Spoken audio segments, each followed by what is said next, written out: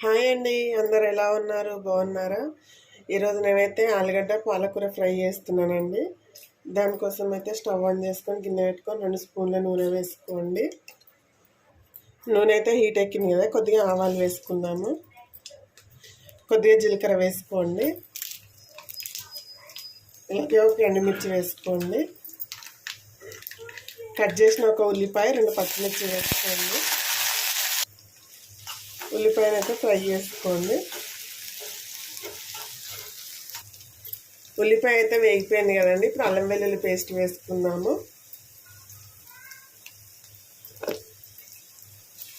ఒకసారి మిక్స్ చేసుకోండి అంతా. కూరకు సరిపడా పసుపు వేసుకొని 1/2 టీ స్పూన్ వేసుకోండి.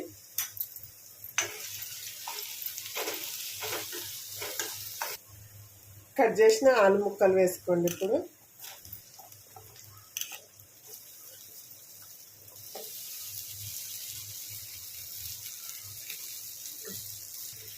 వీటిని అయితే ఫ్రై చేసుకోండి. ఒక 5 మినిట్స్ మూత పెట్టుకోండి, మగ్గిపోతాయి. ఒకసారి బాగా కలిపి మూత పెట్టండి. మూత పెట్టి ఒక 5 మినిట్స్ మగ్గనివ్వండి. చూడండి, ఆలుగడ్డ అయితే ఫ్రై అయింది కదండి.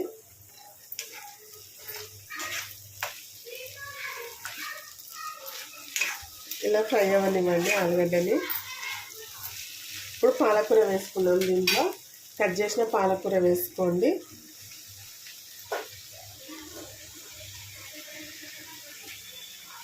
అంతా కలుపుకోండి ఒకసారి.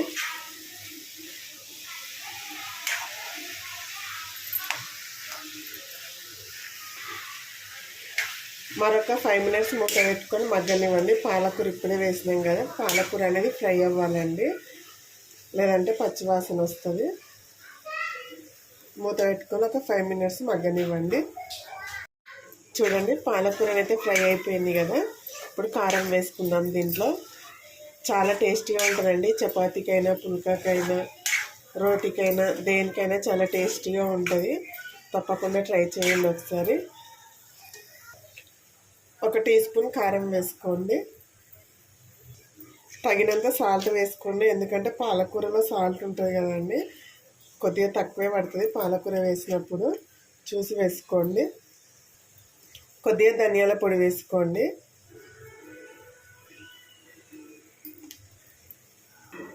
కొద్దిగా జీలకర్ర పొడి వేసుకోండి, వేయించిన జీలకర్ర పొడి అండి. టేస్ట్ చాలా బాగుంటుంది ఇది వేస్తే. అంతా కలుపుకోండి ఒకసారి.